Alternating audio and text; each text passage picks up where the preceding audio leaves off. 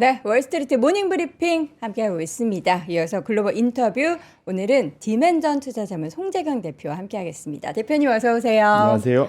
와, 월모브에 처음 모시는 거네요. 네, 다른 맞습니다. 삿포로 TV의 프로그램에는 자주 나오셨는데 새벽에 이렇게 네. 나와주셔서 감사합니다. 예, 덕분에 불러주셔서 네. 예, 감사합니다. 제일 궁금한 거, 방금 전에 AMD 실적 발표가 있었어요. 네. 근데 매출 가이던스가 4분기보다 1분기에 줄어든다. 이거 약간 정점 논란을 불러일으킬 만한 데이터 아닌가요? 뭐 말씀 주신 대로 당연히 일단은 주는 건 싫어하죠. 주가가 네. 왜냐하면 1년 사이에 110%인가 올랐기 때문에 주가는 많이 올랐고 당연히 그러면 탑라인 그로스가 당연히 더 나와줘야지라는 기대감이 있었는데 뭐 가이던스가 그만큼 안 나왔으면 그 디테일을 저도 이제 그 컨퍼런스 콜을 못 봤으니까 그 디테일은 저도 정확히 모르겠지만 뭐 한 분기 정도는 충분히 또 쉬어갈 수도 있는 상황인 거는 같습니다. 근데 사실은 일단은 실적 발표 자체는 이번 주부터 그 사이에 마이크로소프트니 실적 발표들이 나올 때 실적은 좋았는데 기본적으로 가이던스에 대한 좀 그 평가가 박해지거나 네. 또 그다음에 또 상대적으로는 투자자들이 말씀 주셨던 AI 두려움에 관련된 두려움. 근데 이것 자체가 사실은 이 회사들의 투자를 하고 있는 우리도 투자를 하지만 네. 소위 사모대출 회사들 있잖아요. 소위 BDC라고 하는 그 회사들로부터의 자금이 상당 부분 최근 한 2, 3개월 동안 상당히 많이 빠졌다. 그러다 보니까 한 일주일 사이에 미국의 대표적인 소위 사모대출 회사들, 상장돼 있는 사모대출 회사들의 주가가 좀 많이 빠졌어요. 일주일 사이에 블루아울이니 KKR이니 우리가 많이 들었던 KKR이나 블랙스톤 같은 데 많이 들어보셨을 거고. 네. 그 외에 이제 사실은 RS나 소위 블루아울 같은 데가 좀 유명한 데들인데 이들의 지금 주가가 지금 일주일 사이에 10% 정도로 많이 빠졌거든요. 네. 그러니까 결국은 그 얘기는 투자자들이 특히 이제 소위 채권 베이스로 투자하는 투자자들이 원래 AI스럽거나 소프트웨어에 투자를 많이 하던 그러한 투자자들이 돈을 빼기 시작했다. 거기에 대한 두려움들이 분명히 있다. 근데 이 소프트웨어가 지금 죽을 것 같으니까 AI 때문에 돈을 빼는 거면 AI 자체는 상당히 나쁘지 않고 그것을 점령해 가니까 좋은 거 아니야라고 해석할 수도 있는데 이렇게 놓고 보면은 AI 소위 지금 이네이블러 쪽 투자자들의 이제 자금을 받아야 되는 입장에서는 이거 돈 빌리기 어려워지는 거 아니야? 이런 걱정. 이것이 가장 큰 것 같고요. 그러다 보니까 최근 뭐 연초 이후도 그렇고 최근 한 달 일주일 사이도 보면은 특히 오픈 AI 진영의 종목들의 주가가 상당히 좀 부진하다. 그래서 오픈 AI하고 엔비디아하고 좀 사이가 안 좋아진 것 같잖아요, 분위기가. 안 좋아진 거 약간 소원해졌죠? 예, 네. 그러니까 서로, 그러니까 겉으로는 되게 좋게 얘기하지만 뒤에서 다른 사람하고 만나서 비공식으로 뭐 얘기했다고 나올 때는 뭔가가 불만들이 많은, 뭐, 그러니까 오픈 AI는 자체 칩 만들려고 애쓰고 있다. 네. 엔비디아는 오픈 AI가 너무 방만하다. 뭐 이런, 뭐 어쨌든 이런 얘기들을 하고 있는데 그 사이가 안 좋은 것 같고 다 빚내서 투자해야 되는 관련된 기업들, 뭐 소프트뱅크도 그렇고, 뭐 코어뷰도 그렇고, 뭐 사실 그 지형 안에 AMD도 사실 살짝 들어갑니다. 그래서 그러다 보니까 전반적으로 거기 마이크로소프트도 당연히 들어가고, 그러니까 전반적으로 이 오픈 AI 그 소위 그 동맹군 쪽에 들어가는 기업들의 주가가 전반적으로 어제 이 밤새도 그렇고. 최근 일주일 동안 시장에 큰 변동성을 주고 있다는 측면에서는 여전히 저는 AI 투자는 주식 투자자들이 AI 주가를 결정하는 게 아니라 채권 투자자들이 AI 주식을 결정하는 거다. 왜냐하면 이제는 내 돈 자체 돈으로 못하고 네. 돈 빌려서 투자를 해야 되기 때문에 그렇기 때문에 여전히 이와 관련돼서 당분간은 우리가 사모대출 기업들이 상장돼 있습니다. 그래서 그 주가를 좀 면밀히 볼 필요가 있겠다 이렇게 말씀드립니다. 그러니까 어제도 사실 신중호 센터장님이 AI의 확산이 이게 계속되려면은 결국에 금리가 중요하다. 왜냐하면 그 확산에 있어서는 결국 투자와 돈이 계속해서 필요한 거잖아요. 근데 이 흐름이 그러면은 이어질지 안 이어질지 여부는 우리가 계속 그 금융시장의 흐름을 봐야 되는, 산업 자체 동향을 보기보다는 금융시장의 동태를 더 확인해 보는 게 좋겠군요. 맞습니다. 왜냐면은 우리가 M7들의 캐시플로우가 사실은 프리 캐시플로우가 계속 좀 줄고 있었거든요. 네. 그 규모가. 그렇기 때문에 이제 빚내서 투자를 심지어는 구글이나 메타나 뭐 이런 마이크로소프트들도 계속 이쪽과 관련된 그러한 그 소위 그 장부 외 거래로서 새로운 자금들을 대출을 많이 하고 있기 때문에 이쪽과 관련된 지금 신용 스프레드가 조금씩 올라가고 있거든요. 네네. 눈에 보이지 않을 정도지만. 그래서 이거를 사실 우리가 매일매일 우리 일반 개인 투자자들은 체크하기가 되게 어려워요. 그쵸. 사실 그래서 이제 제가 말씀드린 게 BIZD라는 ETF가 있습니다. BIGZV ZD, BIZD라고 네. 그 뭐죠? 그게 이제 소위 뱅에크라는 데에서 이런 바네크. BDC 관련된 이 회사들의 모아놓은 ETF예요. 그 안에 있는 이제 주요 종목들의 개별 종목을 쫓아가셔도 좋고 그래서 그 종목들의 주가가 결국은 선행을 합니다. 네. 그래서 작년 고점 대비 거의 한 30%, 25%뭐 이렇게 빠졌어요. 사실은 이것이 또 시장을 좀 선행하는 경향도 있어서 네네. 왜냐하면 이것 자체가 AI가 시장을 이끌어왔는데 AI한테 돈 빌려주는 회사들이 거기에 다 들어가 있는 거거든요. 그러니까 AI한테 돈 빌려주는 회사들이 돈을 잘 못 벌 것 같으면 사실은 그것 자체가 AI에도 영향을 줄 거지 않습니까? 그래서 이것을 우리가 전통적으로 옛날에는 다 소위 말하는 소위 그 위험가 그 트리플 B 아래에 있는 그런 관련된 이제 투기 등급 채권들과 관련된 신용 스프레드를 많이 체크했는데 이쪽 시장은 이미 오히려 너무 좀 뭐랄까요 거의 우량에 가까워져 버렸고 네네. 소위 우리가 잘 못 보고 있는 게 이제 사모대출 쪽인데 거기는 우리가 직접 못 보고 결국 볼 수 있는 건 돈 빌려주는 회사들의 주가를 볼 수밖에 없겠다. 그래서 그 주가에 대해서 우리 AI 투자 많이 하시는 분들, 미국 투자하시는 분들은 그와 관련된 주가 흐름을 좀 잘 챙겨보실 필요가 있겠다 말씀드립니다. 네.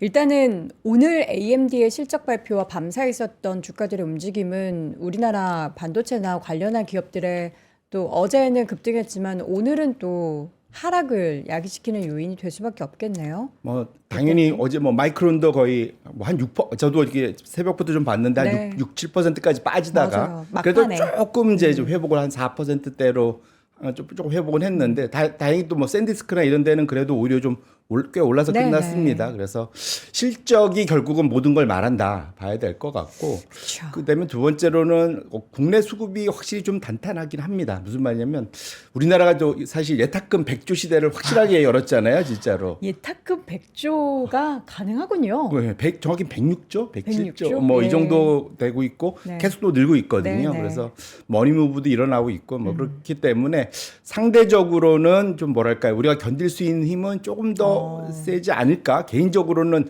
변동성은 좀 커졌지만 뭐 그렇게 생각을 하고 있습니다. 지금 준비해 주신 장표를 보면은 다양한 주요 자산군의 상황을 지금 정리를 해 주셨어요. 수익률. 요 데이터를 한번 좀 볼까요? 이게 통상적으로 제가 적어도 이제 한 달에 한 번 정도는 이런 자료들로 이제 그 시장의 흐름, 뭐 하루 일주일 봐갖고는 흐름이 잘 안 보이는데 그렇죠. 이제 한 달 정도를 뒤에 떨어져서 보면은 큰 움직임이 보이는데 확실하게 작년에 이어서 올해도 나타나는 게 뭐냐면 첫 번째로는 자산군 중에서는 원자재가 확실하게 지속적으로 시장을 리드한다.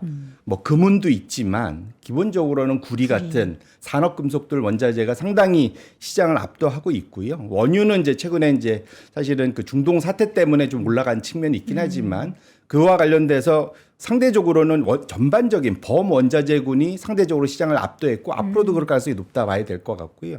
반면에 이제 비트코인, 그다음에 미국 달러 뭐 이런 것들은 상대적으로 약세를 보이면서 확실히 좀 차별화된 게 보이고 있고 이것 자체가 지역별 주가 수익률에도 상당히 큰 영향을 미쳤다. 보시면 신흥국이 상대적으로 압도를 했고 미국이 작년에 이어서 올해도 여전히 소폭의 상승으로 꼴찌를 하고 있다. 뭐 거의 그 수준이고요. 네. 한국, 우리나라가 역시 작년 압도적 1등에서 1월 달도 압도적 1등을 또 유지를 하고 있습니다.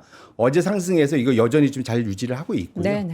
또 신흥국 했는데 중국을 좀 빼보고 봐야 돼요. 중국은 요즘에 좀 부진하고 신흥국 안에서 제일 잘 나가는 데들이 브라질, 칠레, 콜롬비아 뭐 이런 데들입니다. 멕시코도 나쁘지 않고 전반적으로 보면은 이게 소위 자원부국들이에요. 그래서 소위 원자재들이 가격이 좋을 때 주가가 좋을 수밖에 없는 나라들의 성과가 좋다 보니까 네. 신흥국 주도의 상승. 작년은 비미국 중에 유럽이 좀 상대적으로 위에 있었다면 지금은 신흥국에서는 이제 지금 남미나 또 남아프리카 공화국이나 이런 쪽에 이제 상대적으로 주가가 좋은 양상 또는 그 나라의 통화가 강한 양상을 보이고 있다. 이렇게 정리할 수 있을 것 같습니다. 네. 미국에 상장된 신흥국 ETF에 엄청난 자금이 몰린다라고 하는데 이게 이제 우리나라도 포함되어 있는 상품인 거죠. 보통 대표적인 게 가장 큰 게 EEM이라고. EEM 이머징의 아이쉐어에서 아이쉐어죠. 이게 네. 근데 EM 안에 보면은 보통 그러니까 MSCI 이머징 마켓 인덱스 안에 보면은 우리나라가 13%로 4위예요. 그러니까 그 비중이 제일 큰 게 중국 30한 2, 3%, 네. 그다음에 대만 뭐 이렇게 가고 우리나라가 4위인데 상대적으로 그 네 개 나라 중에 성과는 우리나라가 가장 압도적이죠. 그러다 보니까 지금 1월 달에 미국에서 지난 20여 년간 월별 기준으로 이렇게 많이 돈이 한 번에 쏟아 들어온 적은 처음이다. 그래서 200 보시면 6억 달러, 우리나라 돈으로 한 190조, 180조 뭐 이 정도 되는 자금이 이제 일시에 들어왔는데 결국은 미국에서도 미국 시장이 좀 점점 재미없어지는 것 같지 않습니까? 그러다 보니까 미국 내에서조차도 소위 작년 여름부터는 우리 지역 다변화해야 되는 거 아니야? 뭐 이런 얘기들이 나오고 네. 그것에 대한 것들이 확실하게 이제는 미국의 소위 그러니까 리테일 인베스터들 사이에도 본격적으로 나타나면서 결국은 신흥국 ETF의 월별 순유출입이 극단적으로 좀 올라가고 있는 상황이라서 적어도 그 안에서 또 우리나라의 성과가 제일 좋기 때문에 상대적으로는 앞으로 이제 지금 어제도 뭐 그랬긴 하지만 외인 수급 자체가 상당히 좋을 수 있는 그런 환경이 작년이야 올해는 더 강하게 열리고 있는 것만은 분명하다 이렇게 말씀드립니다. 그럼 사실 이제 우리 국장에서 투자 다들 열심히 하시고 최근에는 이제 뭐 코스닥 레버리지 투자도 하시면서 지수 투자 많이 하시는데 뭐 저 투자를 하는 것도 사실 나쁘지 않은 대안 같아요. 괜찮은 대안 같아요. 예, 맞습니다. 이게 저 기본적으로는 그러니까 결국은 ETF 투자에서 네. 이게 결국은 하나의 한 바구니에 뭘 잔뜩 담으면은 안 좋다 뭐 이런 그쵸, 얘기 하잖아요. 그쵸. 그래서 그러니까 나눠야 될 필요가 있는데 그렇게 놓고 보면 당연히 우리나라가 제일 좋아서 잘 가는 건 좋은데 네. 또 사실은 또 상황이 언제든 바뀔 수가 있는 거니까 그렇게 놓고 보면 사실은 우리가 뭘 잘 모르니까 다변화해서 포트폴리오를 짜는 거잖아요. 네. 제일 잘 알면 제일 많이 올라갈 종목 하나만 들고 가겠죠, 사실은. 근데 그거가 항상 위험하기 때문에 타이밍도 잘 못 맞추고 또 시장이 앞으로 어떻게 변동할지 알 수 없으니 이걸 쪼개갖고 여러 군데 분산해서 투자를 하는 것이기 때문에 그렇게 놓고 본다면 말씀 주신 대로 신흥국 그래서 지금 신흥국 미국 투자자들도 미국에만 몰빵하다가 지금 신흥국 ETF로 확장을 하고 있는 것처럼 우리도 그런 식으로 그 포트폴리오에 지역 다변화를 할 필요는 분명히 있겠다 이렇게 말씀드립니다. 이번에 워시가 이제 차기 연준 의장으로 거론이 되고 나서 달러의 움직임에 대해서 또 여러 가지 전망들이 나오고 있는데 우리 송재균 대표님은 어떻게 좀 예상을 하고 계시죠? 1차적으로는 워시의 책무는 연준의 책무에는 달러의 관리는 없습니다. 정확히 먼저 네. 달러 유동성과 관련해 갖고는 다른 나라 중앙은행하고의 뭐 이런 그 비상 루트를 만들어 놓긴 하지만 네. 결국은 달러의 가치를 지키는 것 자체는 사실은 그렇게 연준이 역할을 하는 것이 없는데 일차적으로는 워시가 들어오면서 살짝 지금 달러가 하향세 가다가 살짝 플러스가 이제 올라온 가장 큰 이유는 강세로 좀 돈 이유는 잘 아시겠지만 워시 매파 아니야 이거죠 사실은. 근데 저는 이렇게 표현하고 싶어요. 그러니까 매파의 탈을 쓴 매파의 옷을 입은 친 트럼프 인사다 이렇게 보셔야 될 것 같아요. 그래서 결국은 트럼프가 원하는 대로 갈 가능성이 꽤 높다 보셔야 될 것 같고 그런 측면에서는 금리 인하의 방향성은 지속될 수 있다. 다만 연준 이사들이 말을 잘 안 듣겠죠 사실은. 그런 측면에서는 지금 그러니까 워시한테 모든 거를 뒤집어 씌우면서 시장의 변동성을 얘기하는 거는 좀 워시 입장에서는 의문의 일패, 억울한 측면이 좀 분명히 있다. 말씀드리고 싶고 근본적으로는 최근의 흐름 자체는 달러가 사실은 장기적으로는 사이클을 이뤄요. 그러니까 달러가 항상 강세가 아니라 강세 갔다가 약세 갔다가 강세 갔다가 대략 과거에는 10년 전후였다면 이번 강세 사이클은 한 14년 왔습니다. 그래서 2011년 10년을 바닥으로 지금까지 계속 달러가 강세로 왔는데 최근 한 1, 2년 좀 헤매다가 그러니까 지금 작년 트럼프가 임기 시작하면서부터 이제 빠르게 트럼프가 또 약달러 원하잖아요. 거기에 맞춰서 사실 내려왔는데 차트를 열어봐 주시면 통상적으로 페어밸류를 알기가 참 어려워요. 이게 그러니까 적정 가치에 대해서 알기 어려운데 통상 이럴 때 경제학자들은 뭘 보냐면 PPP 구매력 평가 기준으로 적정 가치를 계속 트래킹해서 쫓아갑니다. 그걸 중심으로 해서 실제 달러 가치, 달러 지수는 고평가됐다, 저평가됐다 이렇게 위아래로 내려가거든요. 이게 보시면은 그동안의 사이클이죠. 예, 1990년부터 지금까지 흐름인데 네. 녹색이 말씀드렸던 우리가 잘 보는 DXY 달러 네. 지수입니다. 이것이 이제 어제 뭐 한 97 전후까지 지금 살짝 올라오긴 했는데 흐름을 보시면 지금 14년간 우상향했다가 확실히 느낌은 보면은 좀 아래쪽으로 내려오려고 폼을 잡는 것 그렇네요. 같죠. 네. 그런 측면에서 놓고 보면 지금 안 그래도 이것을 트럼프 심지어 대통령도 원한다고 하고 또 미국의 강달러를 만들어진 주변국들도 미국에 계속 내가 자선을 투자하고 있어야 될 필요가 있을까라는 고민이 근본적으로 드는 상황까지 만들어줬기 때문에 그렇게 놓고 보면 상황 자체는 달러의 고평가 부담과 또 달러 자산을 계속 들고 가야 되는 고민들이 있는 외국인들 입장에서 그와 관련된 수요가 점점점 줄 가능성이 크고 그런 측면에서 달러의 약세 흐름 자체가 나타날 가능성이 점점 높아진다 이렇게 말씀드립니다. 세계 실물 경기가 지금 누적된 통화 부양책으로 상승세를 보이고 있다라고 지금 헤드라인이 있는데 이게 무슨 뜻인 거죠? 이게 어제 한번 사실 미국장에서 사실 난리 났었던 게 그 소위 ISM 제조업 지수 네. PMI가 간만에 한 52점 예, 몇을 넘었죠? 한 2, 3년 만에 네. 가장 높은 강세를 보이면서 확장 국면하면서 드디어 트럼프의 정책이 통하는 거다. 뭐 이제 뭐 이런 식의 얘기들이 네. 나타나기도 트럼프 했는데 정책 통한 거 맞아요?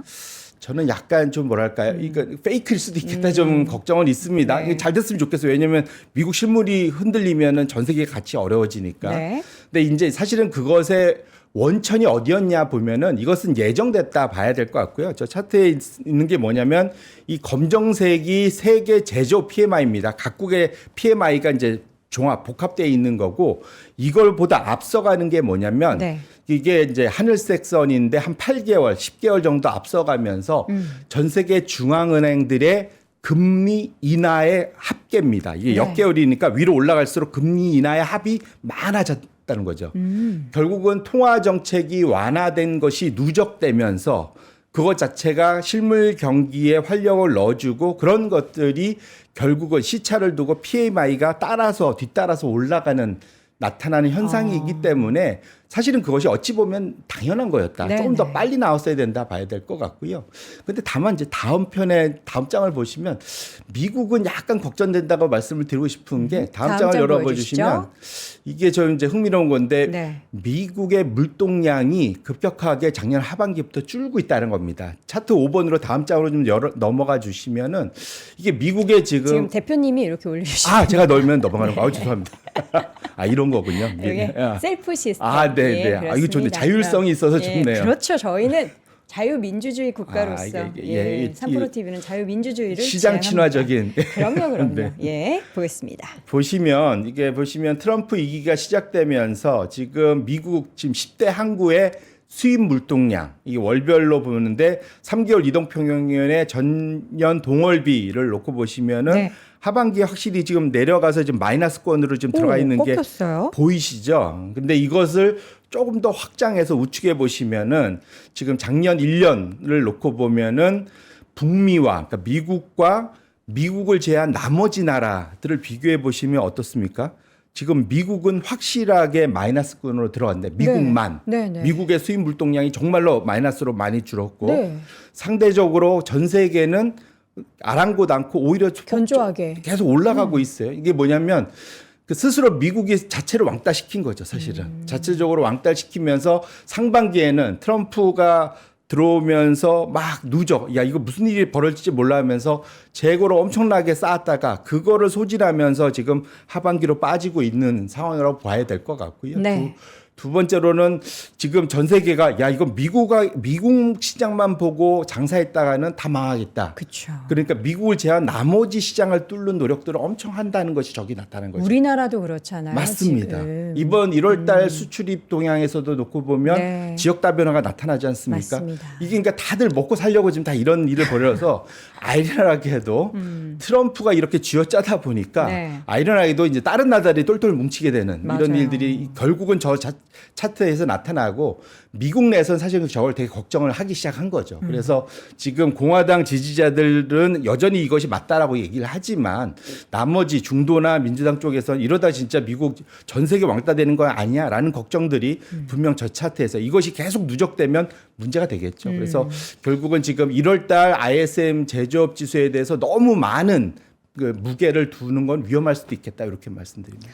반도체 얘기 좀 해보겠습니다. 저희가 이제 서두 AMD 이야기, 실적 발표 이야기하면서 잠깐 언급을 드리기도 했는데 AI 낙관론과 지금 정점론이 계속해서 뭐 내용이 나올 때마다 옥신각신하고 있습니다. 우리가 어떤 데이터나 뭔가 어떤 지표를 보면서 좀 투자에 대한 방향을 가져가야 될까요? 뭐 사실은 이것도 커머디티스럽다 보면은 가격이죠 결국은. 네. 그러니까 D램이나 낸드의 가격을 보면 좋을 것 같은데 네. 가만 생각해 보시면 최근 올해 들어와서 가격이 샌디스크가 가장 많이 올랐죠. 진짜 세요. 400%인가가 넘었죠. 이 네. 한 달, 그러니까 1월부터 연초 이후에 연초 이후에 200% 넘은 거 아니에요? 400%. 그래요? 400% 아니었네. 제가 그렇게 본 것 같은데. 제가 확인하고 말씀드릴게요. 네네. 그리고 사실은 작년 2월 정확히 1년이 채 안 됐는데 지금 그러니까 웨스턴 디지털에서 분리한 다음에 1,715%인가 올랐을 겁니다.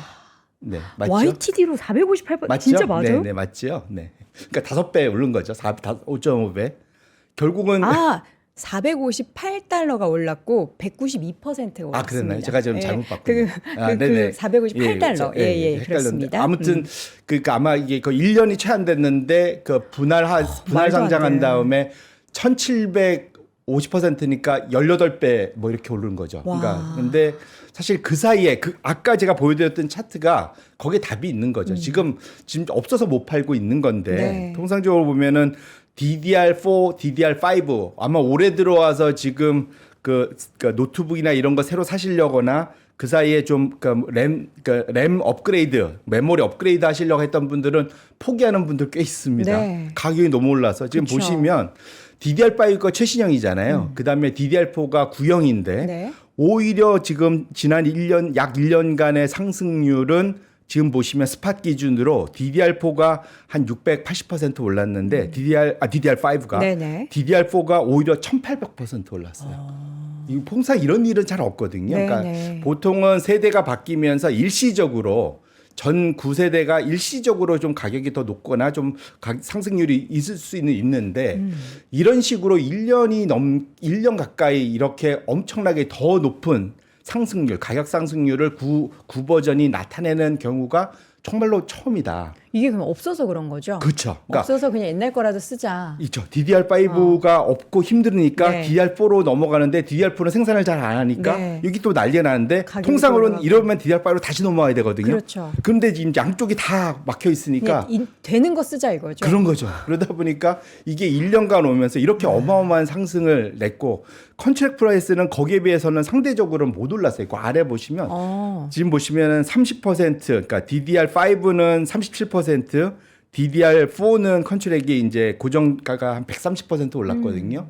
근데 그래서 이제 애플이 상대적으로는 뭐 고정거래가 때문에 좀 마진을 아직은 좀 유지할 수 있겠다. 뭐 그런 얘기를 하면서 이제 주가 살짝 올라가긴 네네. 했는데 저걸 언제까지 가져갈 수 있겠냐 이거죠. 그래서 물론 이것이 영원히 갈 수는 없습니다. 결국은 이거 가져가다가 뭔가 그러니까 엔드 프로덕트를 생산해야 되는 회사들, 노트북이든 스마트폰이든 뭔가 생산해야 되는 회사들 입장에서는 자기 마진을 줄여가면서 일단 경쟁을 해야 되는 입장에서는 거기서 가격을 갖고 오니까 지금 샌디스크, 웨스턴 디지털 뭐 이런 데들 또 그다음에 메모리 업체들 다 지금 주가가 지금 이렇게 계속 올라가는 이유가 여기에 있거든요. 근데 지금 당장은 이제 즐기되 다만 이제 한 가지 말씀드리고 싶은 거는 결국 소비자들이 이것을 가격 전가했을 때 다 받아낼 수 있겠느냐.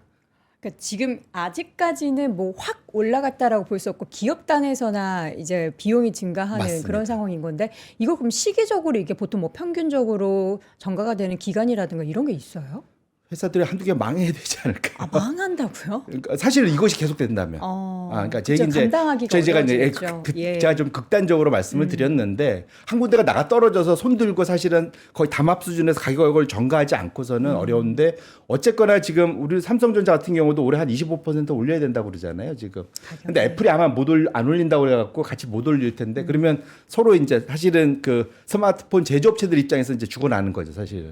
마진이 줄 수밖에 맞아요. 없으니까 이제 이것이 언제까지 갈 거냐 여부고요. 이제 당분간은 어쨌든 이 메모리 투자자들 주주 입장에서는 이 과정을 즐기되 이들이 언제 이것을 이제 항복하는지 여부도 같이 네. 볼 필요는 분명히 있겠다 이렇게 말씀드립니다. 이 항복에 대한 시점을 우리가 미리 뭔가 이제 뭐 그런 시그널이라든지 데이터라든지 이런 걸 힌트를 얻을 만한 거는 없나요? 그냥 매일 이거 가격 지표 봐야 되는 거예요? 그 방법은 지금 당분간은 뭐 사실은 그 여기서는 흡수가 되고 있잖아요. 그러니까 네네. 예를 들면 근데 다행스럽다고 해야 될까요? 어쨌든 소위 뭐 그 중국의 그러한 스마트폰 제조업체들, 네. 뭐 미국의 애플의 제조업체, 애플 같은 데들 돈이 많잖아요. 그러니까 버틸 수 있는 여력은 상당 기간 꽤 될 것 같습니다. 네. 그래서 어쨌거나 그들이 보면 주변에 그 지금 이번 경쟁에서 그 경쟁 상황 자체를 조금 더 독과점으로 만들고 나면은 아마 가격을 전가하거나 스스로 올리겠죠, 사실은. 오히려 그래서 저는 그 타이밍이 언제일까는 지금 상황은 어쨌든 그 소위 그 마지막 최종제의 가격이 올라가는 게 첫 번째 신호. 그다음에 두 번째는 그걸 소비자들이 얼마나 받아들이냐. 그 두 가지까지는 지금까지는 이 상황을 좀 더 즐길 수 있겠다 이렇게 말씀드립니다. 최근에 노트북 가격 엄청 올라갔다고 그러던데. 그러니까요. 네. 그래서 이제 다들 저희 산프로아뜰에서 그렇게 많이들 노트북을 사시는데 일단 전가되는 가장 처음에 발견될 수 있는 소비자 입장에서는 노트북이고 휴대전화도 뭐 꽤 많이 올랐지만 이게 또 더 올라갈 수도 있고 또 어떤 소비재 그 두 가지가 사실은 가장 네, 크죠. 가장 대표적으로. 예. 그 두 가지가. 네. 지금도 비싼데 앞으로 더 비싸지고 그래서 결국에 소비자들이 더 이상 내가 이 가격에는 못 사겠다 그렇죠. 싶은 그런 구간에 이제 놓이면 판매량이 줄어드는 그것이 결국은 판매량이 둔화되고 줄어드는 시그널이 결국은 주가의 메모리 가격에도 영향을 주지 않을까. 근데 지금은 또 사실은 소위 재고를 좀 막 쌓아놓는 것도 있거든요. 그쵸. 예. 그래서 없으니까. 그것이 일단 멈추는 것도 일단 그것보다 좀 더 앞에 나오는 그런 일단은 가격이 메모리 가격 상승이 둔화되는 또 첫 번째 신호가 될 수 있을 것 같습니다. 새 연준 의장 길들이기가 시장에서 지금 펼쳐지고 있는 걸까요? 이미 이제 뭐 파월 의장 아직 지금 계신데 워시가 의장인 것처럼 시장이 단기적으로 굉장히 많이 좀 변동성이 있었습니다. 향후에 이러한 캐비너시 발 영향은 어떤 부분에 대해서는 마이너스, 어떤 부분에 있어서는 플러스가 될까요? 신임 연준 의장들은 상당히 뭐랄까 이게 항상 타깃이 됩니다. 네. 예, 전 세계의 그 소위 경제 대통령 뭐 이렇게 얘기하니까. 근데 지금 재밌는 자료가 있어서 제가 두 개를 합쳐서 갖고 온 건데 네. 하나는 뱅크 오브 아메리카에서 이제 발표한 그 역대 연준 의장이 지명되면은 시장 금리가 어떻게 저도 됐느냐. 이거 봤어요. 예, 네. 저기까지는 아마 보셨을 텐데 우측 거는 바클레이즈 자료입니다. 네. 그들이 들어왔을 때 1개월, 3개월, 6개월, 12개월 안에 맥시멈 드로우다운 주가가 고점 대비 얼마나 빠졌었느냐. 저거는 중간에 이례적인 상황이 한 번도 없어요. 다 마이너스예요. 이건 그러니까 맥시멈 드로우다니까 네. 빠졌다가 다시 올라갈 수가 있습니다. 그러니까 소위 변동성이 얼마나 클 수 있느냐라고 보시면 될 것 같아요. 네. 그러니까 기본적으로는 전반적으로 다 올라가서 끝납니다. 그러니까 근데 보시면 연도분에 제일 좀 그 심했던 게 그린스펀이었죠. 보면 그린스펀은 34%까지 빠진 적이 있었는데 저 때가 보면 블랙 몬데이가 있었던 그때가 87년도 그때가 이제 섞여 있어서 그런데 어쨌거나 중요한 건 이게 어쨌거나 이게 연준 의장이 새롭게 들어왔을 때 그 해에 맥시멈 드로우다운이 생각보다는 꽤 클 수도 있다라는 겁니다. 그게 연준 의장 탓은 아닙니다. 냉정하게. 그건 아닌데 통상적으로는 금리는 단 한 번도 빠지지 않고 우상향을 했었고요. 적어도 한 3개월간은. 그 다음에 이제 두 번째로는 임기 시작하고 나서는 주가가 한번 출렁출렁 했었던 그 사건들이 늘 한 번씩은 있었다라는 좀 사실은 그래서 이제 이걸 재미있게 해석하면서 연준 의장 길들이기 뭐 신참 들어오면은 막 굴리는 거 있잖아요. 사실은 네. 이제 그런 일로 이제 해석들을 할 수도 있었는데 어쨌거나 과거에 이런 경험을 놓고 봤을 때는 신임 연준 의장이 와서 금리 낮추고 이러면 주가가 무조건 좋을 거야. 라는 기대는 과거에도 사실 잘 통하지는 않았었다. 항상 변동은 늘 심했었다는 것을 우리 투자자분도 알고 임할 필요는 있겠다 이렇게 말씀드립니다. 그러면은 지금 시점에서 저걸 보면은 향후에 5월 딱 취임하고 나서 5월부터 연말까지 시장 움직임에 대해서는 기대를 좀 낮춰야 되나요? 사실 근데, 중간 선거도 있고 해가지고 좀 이게 또 겹쳐가지고 네. 과연 연준 의장 쪽의 그 데이터가 역사적으로 흐름이 동행할 것인가 아니면 중간 선거를 앞두고 변동성은 있지만 시장이 또 올라가는 그런 상황이 펼쳐질 것인가에 대해서 과거 미국의 역사에서 중간 선거 기간이 네. 그 대통령 4년 중에 제일 주가가 재미없을 때입니다. 아이러니하게 중간 선거 하면은 돈 풀고 막 이렇게 해갖고 좋을 거라고 생각하잖아요. 네. 근데 중간 선거가 현행 소위 이제 집권 여당, 집권당의 무덤이거든요. 네. 예.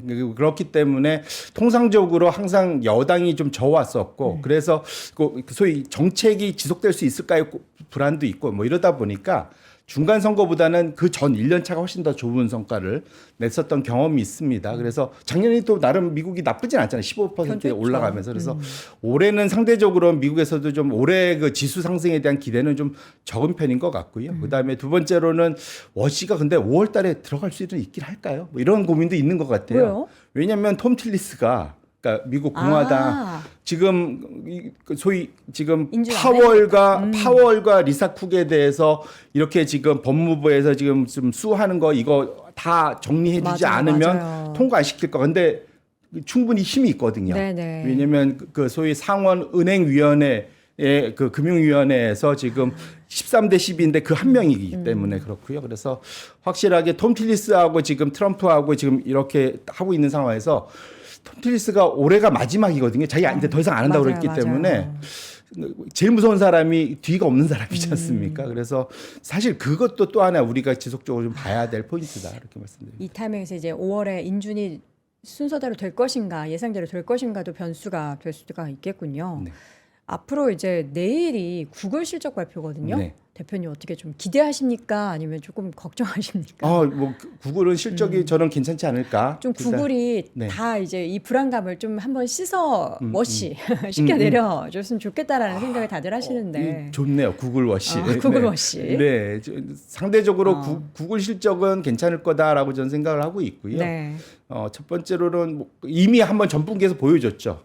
자체적으로 그 사이 준비가 얼마나 잘 돼 있는지를 보여주고 있고 네. 그러다 보니까 사실 지금까지도 주가 흐름이 구글 밸류 체인이라고 구글 진영으로 분류되는 기업들의 주가는 여전히 견조합니다. 그래서 그런 측면에서 놓고 보면은 지금 상황에서 구글이 내일 어느 정도 뭐랄까 이제 소위 AI 옥석 가리기 굳이 그 표현에서는 구글 진영이 여전히 좀 그나마 선호되는 상황은 만들어 줄 텐데 문제는 그것이 구글 진영 반대편에는 오픈 AI 진영의 주가도 끌어올려 줄 수 있을 거냐? 그럴 가능성은 낮지 않을까 싶어서 네. 그들도 같이 올라가려면 제가 아까 말씀드렸던 BDC 기업들의 주가 혹은 아까 말씀드렸던 사모대출 기업들의 주가를 지속적으로 체크할 필요가 있겠다 이렇게 말씀드립니다. 알겠습니다. 자, 오늘은 일단 애프터마켓의 AMD 주가 움직임에 아무래도 우리 국장이 조금 어제의 상승분을 반납할 것 같은데 그럼에도 불구하고 지금의 시장에서는 떠날 수는 없습니다. 그래서 우리 또 송 대표님께서도 오늘 댓글창에 송 대표님이 루피라는 캐릭터 혹시 아세요? 루피? 되게 귀여운 핑크 색깔. 노는 게 제일 좋아 뭐 그런 거 뽀로로에 나오는 맞습니다. 루피. 네, 압니다. 예. 루피를 조금 닮았다라는 제가요? 예, 귀엽다. 예, 좀 얘기를 많이 감사합니다. 올려주셨습니다. 앞으로도 우리 귀여운 송 대표님 많이 응원해 주시고요. 자주 뵙도록 하겠습니다. 디멘전 투자자문 송재경 대표와 함께했습니다. 대표님 고맙습니다. 고맙습니다. 자, 오늘도 월스트리트 모닝 브리핑 함께 하셨습니다. 아이고, 국장 움직임 과연 어떨까요? 하루하루가 참 변동성이 큽니다. 오늘 아침 라이브 그리고 더블 밸류업과 함께 오늘 시장 준비 잘 하시기 바라겠고요. 저는 내일 오전 6시에 구글 실적 들고 오겠습니다. 여러분 오늘도 고맙습니다.